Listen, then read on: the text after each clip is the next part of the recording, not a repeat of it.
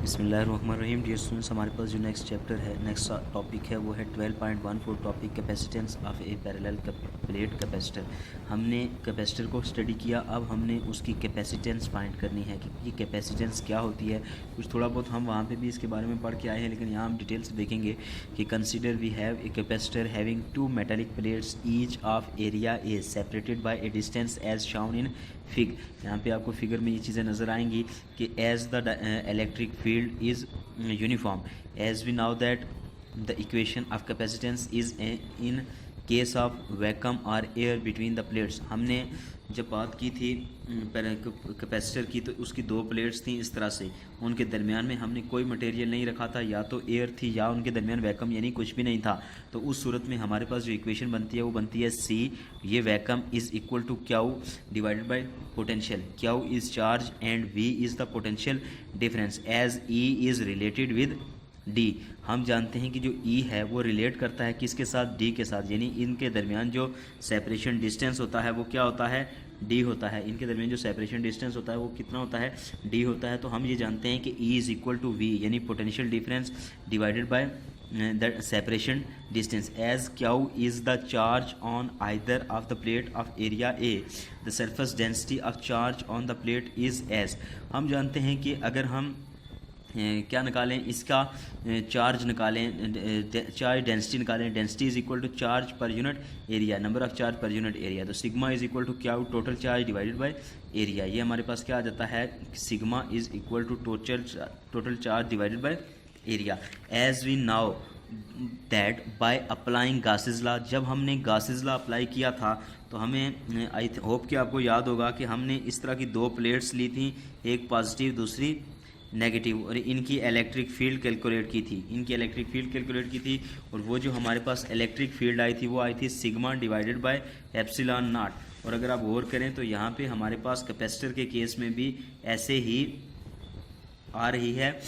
यहाँ पे potential apply करेंगे तो हमारे पास यहाँ पे भी दो पैरेलल प्लेट्स आ रही हैं, इसका एक एंड पॉजिटिव और दूसरा एंड नेगेटिव बन रहा है। हमने इसके सेंटर में देखना है कि ये हमारे पास क्या बन रही है, इलेक्ट्रिक फील्ड ई बन रही है। ठीक है, तो इलेक्ट्रिक फील्ड ई है और वो कितनी है वो हम गासेस लॉ से फाइंड कर चुके हैं कि वो sigma divided by epsilon not. तो अब हमारे पास दो इक्वेशंस हैं, एक इक्वेशन नंबर 2 है और एक इक्वेशन नंबर 4 है। Equation number 2 V over D, यानी E is equal to V over D, और जो दूसरी गासेस लॉ से हमें फाइंड किया गया है E is equal to sigma divided by epsilon not.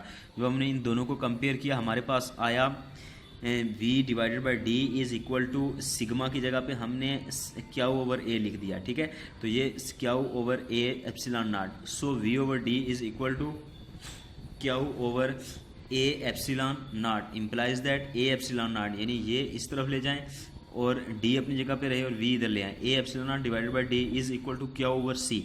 अगर आप गौर करें तो ये हमारे पास वही टर्म बन गई है जो कैपेसिटेंस की होती है, as right hand side Q over v is equal to C. हमारे पास यहाँ पे क्या आ जाता है, Q over V is equal to C, implies that C vacuum. अगर हम जिस तरह लिख सकते हैं C is equal to Q over V, इस तरह हम Q over V is equal to C A epsilon naught over D भी लिख सकते हैं। इसमें C vacuum is equal to A epsilon naught over D. Capacitance in case of vacuum, ये किस केस में है कि जब हमारे पास वैक्यूम का केस है तो उस सूरत में हमारे पास कैपेसिटेंस की ये इक्वेशन भी वैलिड आती है जो हमने अभी डिराइव की है, क्यू ओवर वी भी होती है और ये equation A epsilon naught divided by D. याद रखें जब हमारे पास यहाँ पे कैपेसिटेंस कोई भी डाई इलेक्ट्रिक हमने नहीं रखा, इसके अंदर किसी भी किस्म का कोई मीडियम नहीं है, तो उस सूरत में हमारे पास जो वोल्ट मीटर है ये लार्ज डिफ्लेक्शन शो करेगा, ज़्यादा डिफ्लेक्शन शो करेगा। इसका मतलब है कि यहाँ इलेक्ट्रिक फील्ड क्या है, ज़्यादा होगी। लेकिन जब हम let us suppose we have a voltmeter to check the potential difference when there is no medium between the plates, then the voltmeter show high potential।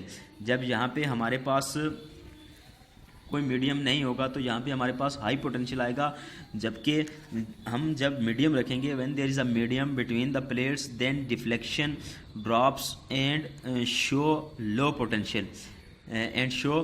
Potential so that we can write as a constant.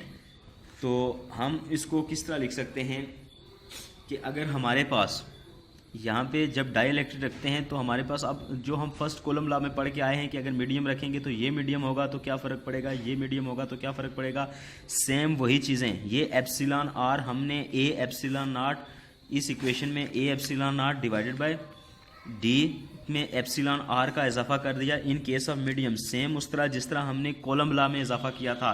तो ये हमारे पास बनता है C medium is equal to A epsilon naught epsilon R divided by D. अगर आप गौर करें तो ये सारी टर्म हमारे पास बनती है सी वैकम के इक्वल, तो हमने इसको लिख दिया C vacuum, C medium is equal to C vacuum. Okay, तो हमारे पास ये जो एप्सिलॉन आर है that is the ratio of C medium divided, यानी capacitance in medium divided by capacitance in vacuum. ये हमारे पास फाइनल इक्वेशन थी।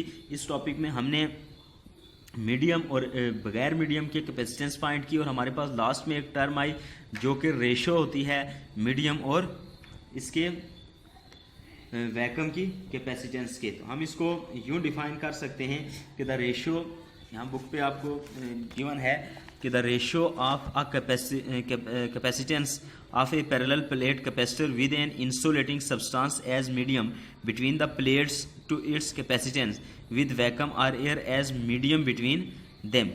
तो ये हमारे पास डाई इलेक्ट्रिक कोफिशिएंट और डाई इलेक्ट्रिक कांस्टेंट हम बोलते हैं इसको, जिसको हम डिफाइन इस तरह करते हैं जिस तरह यहाँ पे बुक पे रिटन फॉर्म में लिखा हुआ है।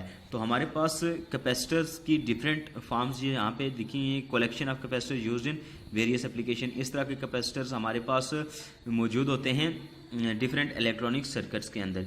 ये था आज का टॉपिक। नेक्स्ट इंशाल्लाह पढ़ेंगे electric polarization of dielectric. तब तक के लिए अल्लाह हाफिज़।